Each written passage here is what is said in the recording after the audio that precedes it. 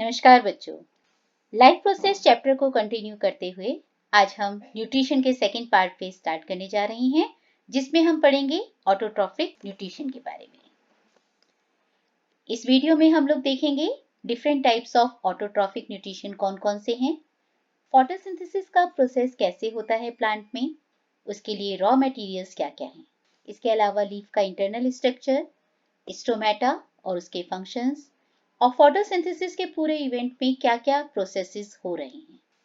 इसके साथ ही इस चैप्टर से जुड़ी हुई जो प्रैक्टिकल एक्टिविटीज हैं और FAQ हैं उनके बारे में भी हम डिस्कशन करेंगे। तो let's start with autotrophic nutrition. जैसा कि आपको मैंने पिछले वीडियो में बताया था, ऑटोट्रॉफिक न्यूट्रिशन में जो ऑर्गेनिज्म है वो बिल्कुल सिंपल इनऑर्गेनिक मटेरियल से कॉम्प्लेक्स ऑर्गेनिक फूड को सिंथेसाइज करता है, और ऐसे ऑर्गेनिज्म जो खुद अपना फूड प्रिपेयर कर सकते हैं फ्रॉम सिंपल इनऑर्गेनिक मटेरियल्स, उन्हें हम कहते हैं autotroph. Depending upon the availability of energy हम ऑटोट्रॉफ्स को दो कैटेगरी में बांट सकते हैं। फर्स्ट टाइप को हम कहते हैं फोटो ऑटोट्रॉफ्स। फोटो का मतलब होता है लाइट, यानी ये ऑर्गेनिज्म सनलाइट या सोलर एनर्जी का इस्तेमाल करते हैं और इससे फूड को सिंथेसाइज करते हैं, जिसका एग्जाम्पल है ग्रीन प्लांट्स। और जो प्रोसेस होता है इसमें वो होता है फोटोसिंथेसिस, जो हम इसी वीडियो में अभी पढ़ने वाले हैं। सेकेंड टाइप के ऑटोट्रॉफ्स को हम बोलते हैं chemo autotrophs. Chemo means chemicals, यानी ये ऑर्गेनिजम्स जो हैं वो केमिकल एनर्जी का इस्तेमाल करते हैं और उस एनर्जी की मदद से फूड सिंथेसाइज करते हैं। इनमें कोई भी फोटोसिंथेटिक पिगमेंट प्रेजेंट नहीं होता। जैसे कुछ सल्फर बैक्टीरियाज हैं, वो H2S गैस का इस्तेमाल करते हैं फूड सिंथेसाइज करने। तो दो तरह के ऑटोट्रॉफ्स हैं, photo autotrophs and chemo autotrophs. अब हम लोग इस वीडियो में पढ़ रहे हैं फोटोसिंथेसिस के बारे में। फोटोसिंथेसिस मतलब सनलाइट को, सन की एनर्जी को इस्तेमाल करके ग्रीन प्लांट्स खुद फूड को सिंथेसाइज कर रहे हैं। इस पूरे प्रोसेस में आप जैसा कि डायग्राम में देख रहे हैं, कार्बन डाइऑक्साइड भी इस्तेमाल हो रहा है, वाटर इस्तेमाल हो रहा है और सनलाइट इस्तेमाल हो रही है। बच्चों, ये सारी चीजें हमें भी अवेलेबल हैं। हमें भी सनलाइट मिल रही है, हमें भी CO2 गैस मिल रही है, हमें भी वाटर मिलता है, but still we are not capable of doing photosynthesis because green color pigment chlorophyll is not present in our body. एक छोटा सा वीडियो फोटोसिंथेसिस प्रोसेस के बारे में।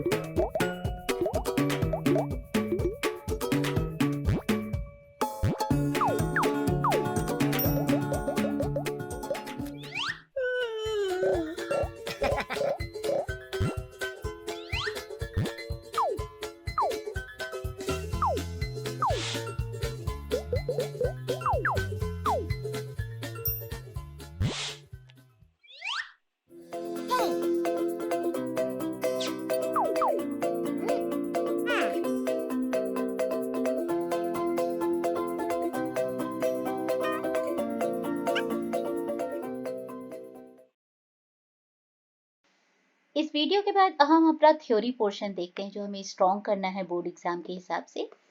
तो क्या क्या मटेरियल्स हैं जिनकी ज़रूरत है फोटोसिंथेसिस में।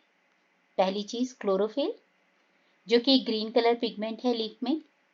सेकंड सनलाइट, जिसकी एनर्जी का इस्तेमाल करके प्लांट फोटोसिंथेसाइज करेंगे। कार्बन डाइऑक्साइड, जो कि प्लांट स्टोमेटा के थ्रू लेगा। वाटर, जो कि रूट्स के थ्रू आएगा, और उसके साथ साथ कुछ इंपॉर्टेंट मिनरल्स जो कि प्लांट की ग्रोथ के लिए जरूरी हैं वो भी आएंगे।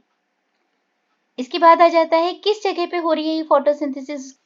तो मेन साइट जो है फोटोसिंथेसिस की वो है लीफ, और लीफ में एक इंपॉर्टेंट ऑर्गेनेल होता है जिसका नाम है क्लोरोप्लास्ट। इस क्लोरोप्लास्ट के अंदर ही क्लोरोफिल ग्रीन कलर पिगमेंट है जो कि सोलर एनर्जी को ट्रैप करने की क्षमता रखता है। नेक्स्ट हम बात करेंगे लीफ एनाटॉमी की। लीफ का इंटरनल स्ट्रक्चर क्या है। तो लीफ की जो आउटर वैक्सी लेयर है इसे हम कहते हैं क्यूटिकल। इसके बाद नेक्स्ट लेयर आ जाती है अपर एपिडर्मिस, जिसमें बीच में ओपनिंग्स हैं और इन ओपनिंग्स को हम कहते हैं स्टोमा। इसके नीचे मीजोफिल सेल्स हैं और मीजोफिल सेल्स में क्लोरोप्लास्ट ऑर्गेनल है जिसके अंदर क्लोरोफिल है। यहाँ पे मेनली आपकी फोटोसिंथेसिस होती है।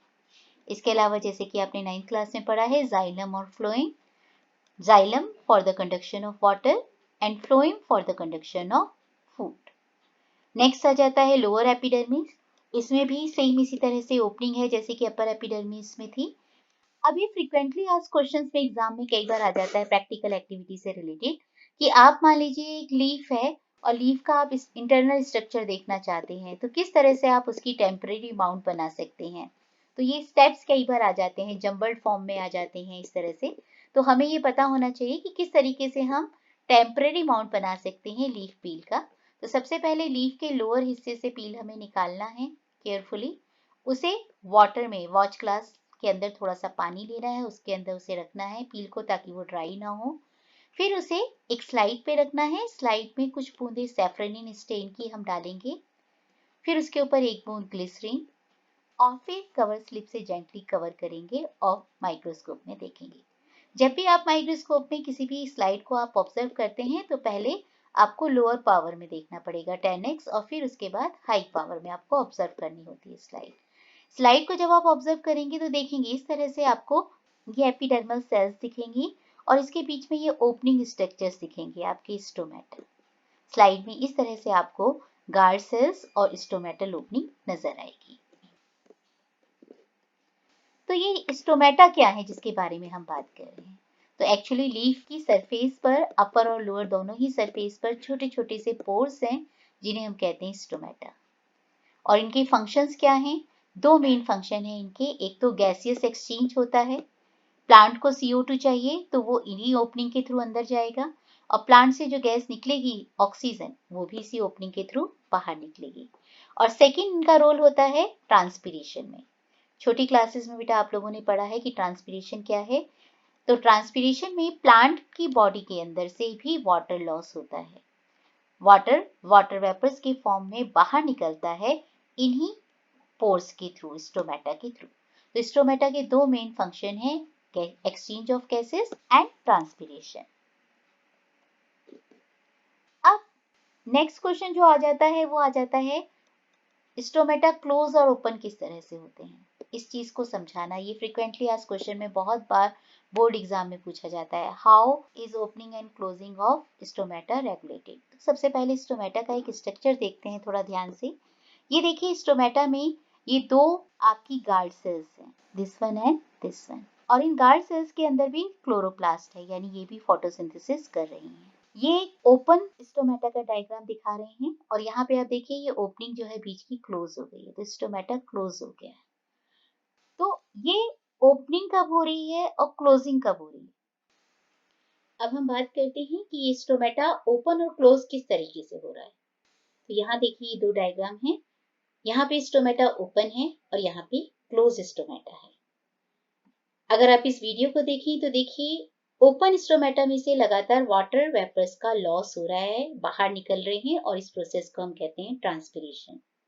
जबकि क्लोज स्टोमेटा में ट्रांसपीरेशन का प्रोसेस रुका हुआ है। अब क्यों ऐसा हुआ, ये स्टोमेटा क्लोज क्यों हुआ, इसका रीजन क्या है कि स्टोमेटा की जो गार्ड सेल्स होती हैं दो, ये क्लोज स्टोमेटा में हो जाती हैं फ्लैसिड शेप, फ्लैसिड हो जाती हैं, एकदम लूज हो जाती हैं। जबकि अगर हम ओपन स्टोमेटा को देखें तो यहाँ पे गार्ड सेल्स टर्जिड हैं। इनमें एक ऑस्मोटिक प्रेशर बिल्डअप हो चुका है जिसकी वजह से ये ओपन हो गई है। क्लोज स्टोमेटा में ये फ्लैसिड। अब इनका ये रीजन क्या है, क्यों ये टर्जिड शेप की हुई या फ्लैसिड शेप की? अगर हम दिन के समय बात करें तो दिन के समय प्लांट में लगातार फोटोसिंथेसिस हो रही है। फोटोसिंथेसिस जब हो रही है प्लांट में तो लीव्स में क्या बन रही हैं? कार्बोहाइड्रेट्स। आपको पता है कि स्टोमेटा जो है उसमें भी गार्ड सेल्स हैं और गार्ड सेल्स में भी क्लोरोप्लास्ट है और क्लोरोप्लास्ट जो है वहां पे भी लगातार फोटोसिंथेसिस का प्रोसेस चल रहा है। तो फोटोसिंथेसिस का प्रोसेस होने की वजह से इसमें कार्बोहाइड्रेट्स आ रहे हैं। अब कार्बोहाइड्रेट्स अगर आ रहे हैं तो उसकी वजह से ऑस्मोटिक प्रेशर बनेगा and water intake will take place. Next आ जाते हैं फ्रीक्वेंटली आस्क्ड क्वेश्चन में। पहला क्वेश्चन जैसे कि हम ऑलरेडी डिस्कस कर चुके हैं, how opening and closing of stomata takes place. तो when water flows in the guard cells become turgid and they swell up and stomata opens. और जब पानी बाहर निकल जाएगा गार्ड सेल्स लूज हो जाएंगी, फ्लैसिड हो जाएंगी और स्टोमेटा बंद हो जाएगा। सेकेंड क्वेश्चन जो कभी कभी घुमा के बच्चों को दिया जाता है कि अगर हम एक हेल्दी प्लांट की लीव्स को वैसलीन से कवर कर दें तो क्या होगा। तो जैसा उन्होंने बोला भी है क्वेश्चन में, स्टोमेटा ब्लॉक हो जाएगा, लेकिन क्या प्लांट हेल्दी रहेगा? तो इसका आंसर आप लिखेंगे नहीं। और रीजंस भी आपसे पूछे गए हैं तो रीजंस में क्या लिखेंगे? पहली चीज, स्टोमेटा क्लोज हो गया तो there will be no exchange of gas, ना तो CO2 आ पाएगी ना ऑक्सीजन जा पाएगा। सेकेंड, ना ही ट्रांसपिरेशन होगा, ट्रांसपिरेशन नहीं होगा तो जो प्लांट की बॉडी है उसमें कूलिंग डाउन भी नहीं हो पाएगा। और तीसरा, या तो फोटोसिंथेसिस की रेट रिड्यूस हो जाएगी या हो गई ही नहीं फोटोसिंथेसिस। क्यों? क्योंकि कार्बन डाइऑक्साइड प्लांट के अंदर नहीं आ पा रही है। नेक्स्ट इसी से जुड़ी हुई एक्टिविटी एक एग्जाम में 3 नंबर के क्वेश्चन में कई बार आती है बच्चों, कि हमें ये समझाना है एक्सपेरिमेंट के थ्रू कि सनलाइट जरूरी है फोटोसिंथेसिस के लिए। तो यहाँ पे हम एक छोटा सा वीडियो देखते हैं इसके साथ साथ। सबसे पहले आपको एक पॉटेड प्लांट कोई भी लेना है जिसमें बड़ी सी पत्ती हो कोई। उस प्लांट को आपको डार्क कमरे में 3-4 दिन के लिए रखना है ताकि उसमें जो पहले से स्टोर्ड स्टार्च है वो पूरी तरह से खत्म हो जाए। तो 3-4 दिन के लिए उसे एकदम अंधेरी जगह में रखना है और उसके बाद फिर उस प्लांट को बाहर निकालना है। और बाहर निकालने के बाद जब उसकी लीव्स में से पूरी तरह से स्टार्च खत्म हो चुका है, उसकी किसी भी एक लीफ के ऊपर ब्लैक कलर की एक स्ट्रिप बीचों बीच लगानी है जिसमें आप एक क्लिप से जोड़ सकते हैं। और फिर पूरे के पूरे प्लांट को आप सूरज की रोशनी में 4-5 घंटे के लिए छोड़ देंगे। इसके बाद 4-5 घंटे के बाद आप क्या करेंगे? क्लिप को हटाएंगे और उसमें से जो ब्लैक पेपर आपने लगाया हुआ था उस ब्लैक पेपर को भी रिमूव कर देंगे। ब्लैक पेपर रिमूव करने के बाद अब इस लीव्स को हमें आयोडीन टेस्ट के लिए यूज करना है। तो सबसे पहले लीफ को बॉईल करना है मिथाइलेटेड स्पिरिट में, वाटर बाथ में, जब तक उसका कलर थोड़ा सा पेल ना हो जाए। फिर उसमें हमें आयोडीन टेस्ट करना है। पूरी लीफ के ऊपर बहुत अच्छी तरह से आयोडीन को स्प्रेड कर देना है और 2-3 मिनट के लिए उसे छोड़ देना है। और छोड़ देने के बाद जब आप 2-3 मिनट के बाद ऑब्जर्व करेंगे तो जैसा कि हम लोगों ने छोटी क्लास में पढ़ा है कि अगर स्टार्च होगा तो उस हिस्से में कैसा कलर आ जाएगा? Blue black. और जहाँ स्टार्च नहीं होगा वहाँ का कलर नॉर्मल ही रहेगा। तो 2-3 मिनट बाद हम देखते हैं ये पूरी लीफ में देखिए अच्छी तरह से स्टार्च आयोडीन सॉल्यूशन को हमने स्प्रेड कर दिया है। थोड़ी देर बाद जब हम देखेंगे तो क्या ऑब्जर्व करेंगे कि सिर्फ वो हिस्सा जहां पे ब्लैक टेप लगा हुआ था वो येलो बचा, बाकी के पूरा हिस्सा कैसा हो गया? Blue black. इसका मतलब बाकी के पूरे हिस्से में स्टार्च बना, सिर्फ वो हिस्सा जहां स्ट्रिप लगी हुई थी वहां पे क्योंकि सूरज की रोशनी नहीं पहुंची इसलिए वहां फोटोसिंथेसिस नहीं हुई, और क्योंकि वहां फोटोसिंथेसिस नहीं हुई, स्टार्च नहीं बना, इसलिए वहां का कलर ब्लू ब्लैक नहीं। सेकेंड एक्टिविटी जो एग्जाम में आती है उसमें हमें ये प्रूव करना होता है कि कार्बन डाइऑक्साइड गैस भी जरूरी है फोटोसिंथेसिस के लिए। यानी हमें ये बताना होगा कि कार्बन डाइऑक्साइड अगर है तो प्लांट की हेल्दी ग्रोथ है और कार्बन डाइऑक्साइड अगर उसे नहीं मिल रही है तो प्लांट में स्टार्च फॉर्मेशन नहीं होगी। तो इसके लिए क्या करना है आपको? इसमें भी आपको 2 गमले लेने हैं। दोनों में, एक में हम शो करेंगे कि कार्बन डाइऑक्साइड दे रहे हैं, दूसरे में नहीं। इन दोनों गमलों को 3 दिन के लिए आप अंधेरे में रखेंगे। अंधेरे में रखने से क्या होगा, इन गमलों का जो पहले से ही ऑलरेडी स्टार्च था वो यूटिलाइज हो जाएगा। और फिर उसके बाद इन गमलों को हमें बाहर निकालना है। एक गमले के साथ हमें प्लेट में देखिए पोटाशियम हाइड्रोक्साइड रखना है, KOH। ये पोटाशियम हाइड्रोक्साइड क्या काम करता है, जितनी भी CO2 होती है उसे एब्जॉर्ब कर लेता है। और दूसरा गमला ऐसा ही, दोनों गमलों को बेल जार से आपको क्लोज कर देना है और चारों तरफ से इसे सील कर देना है वैसलीन से, ताकि कोई भी एयर अंदर ना आ सके, यानी कार्बन डाइऑक्साइड कहीं से भी एंटर नहीं कर सके। 2 घंटे बाद आप देखेंगे दोनों प्लांट्स जो हैं उनकी एक एक पत्ती को आप तोड़ेंगे और जैसे कि पहले एक्टिविटी में मैंने बताया, सेम उसी तरह से बॉईल करने के बाद उनमें आयोडीन टेस्ट करेंगे। फर्स्ट प्लांट जिसमें आप देख रहे हैं KOH हमने रखा था, तो KOH ने क्या किया, बेल जार के अंदर जितनी CO2 थी उसे एब्जॉर्ब कर लिया था। इसकी वजह से प्लांट को सब कुछ मिला लेकिन कार्बन डाइऑक्साइड नहीं मिली, और कार्बन डाइऑक्साइड नहीं मिली तो उसमें स्टार्च सिंथेसिस नहीं हुआ, और स्टार्च सिंथेसिस नहीं हुआ तो इसलिए ये आयोडीन टेस्ट नहीं दे रहा है, कोई कलर चेंज नहीं। जबकि दूसरे वाले प्लांट में आप देखिए कि हमने KOH का यूज नहीं किया था, यानी इस प्लांट को ऑलरेडी बेल जार के अंदर जितनी भी CO2 थी उसने उसका इस्तेमाल किया और फोटोसिंथेसिस की, उसमें स्टार्च बना, और स्टार्च बनने की वजह से आयोडीन टेस्ट जब आया तो उतने हिस्से में पूरा ब्लू ब्लैक कलर चेंज हो गया। इस एक्टिविटी से हमें ये पता चलता है कि कार्बन डाइऑक्साइड भी जरूरी है फोटोसिंथेसिस के प्रोसेस के लिए। नेक्स्ट कम्स, किस तरह से होती है ये फोटोसिंथेसिस, क्या क्या मेन इवेंट्स हैं। तो 11th एंड 12th क्लास में बच्चे जब आप पढ़ेंगे तो फोटोसिंथेसिस एक सिंपल प्रोसेस नहीं है, बहुत ही कॉम्प्लिकेटेड प्रोसेस है जिसमें लाइट रिएक्शंस भी हैं, डार्क रिएक्शंस भी हैं, सभी चीज़ों को बहुत अच्छे ढंग से एक्सप्लेन किया गया है। लेकिन 10th क्लास के लेवल पर आपकी बुक में जो दिया गया है वो 3 स्टेप्स दिए गए हैं। फर्स्ट स्टेप में है absorption of light energy by chlorophyll, जो ग्रीन पिगमेंट है वो सनलाइट को एब्जॉर्ब करेगा। सेकेंड स्टेप में ये लाइट एनर्जी कन्वर्ट होगी केमिकल एनर्जी, और इसके साथ होगा वाटर स्प्लिटअप। वाटर स्प्लिटअप होगा तो 2 गैसेस निकलेंगी, hydrogen and oxygen. Oxygen gas air में निकल जाएगी, एस्केप हो जाएगी थ्रू स्टोमेटा, और हाइड्रोजन गैस का इस्तेमाल होगा थर्ड स्टेप के लिए, that is reduction of carbon dioxide. Carbon dioxide में जब हाइड्रोजन ऐड होगी तो बनेंगे कार्बोहाइड्रेट्स, जो कि प्लांट की बॉडी में स्टोर रहेंगे for giving energy and for later use as starch. अगर हम ओवरऑल फोटोसिंथेसिस की इक्वेशन को सम अप करें तो देखिए क्या क्या यूज किया प्लांट ने, carbon dioxide, water in the presence of solar energy and chlorophyll, और फाइनली प्रोडक्ट क्या मिला हमें, ग्लूकोज विद ऑक्सीजन। ग्लूकोज के मॉलिक्यूल स्टोर्ड फॉर्म में जब रहेंगे तो they will get converted into starch. अब इससे रिलेटेड कुछ FAQ, जैसे फर्स्ट आपको बताया था कि स्टोमेटा का बहुत ही इंपॉर्टेंट रहता है एग्जाम में, तो स्टोमेटल एपरेटस का पूरा डायग्राम जिसमें आपको epidermal cells, stoma, guard cells सभी कुछ दिखाना होगा। नेक्स्ट, फंक्शंस ऑफ स्टोमेटा, इसमें आपको exchange of gases and transpiration के बारे में डिस्क्राइब करना होगा। Then how do guard cells regulate opening and closing of stomata, this already we have discussed by changing the water pressure. Second question is when do desert plant take up carbon dioxide and perform photosynthesis? तो बच्चों इस question में देखिए ध्यान रखें, desert area में दिन के समय में बहुत गर्मी होती है, तो यहाँ पे क्या होता है, प्लांट्स का स्टोमेटा डे टाइम में क्लोज रहता है और वो स्टोमेटा ओपन होता है रात में, क्योंकि दिन के समय अगर स्टोमेटा ओपन रहा तो ट्रांसपिरेशन ज्यादा होगा, वाटर लॉस को प्लांट को रोकना है, इसलिए स्टोमेटा ओपन होते हैं रात में। रात में वो कार्बन डाइऑक्साइड लेते हैं और फोटोसिंथेसिस परफॉर्म करते हैं।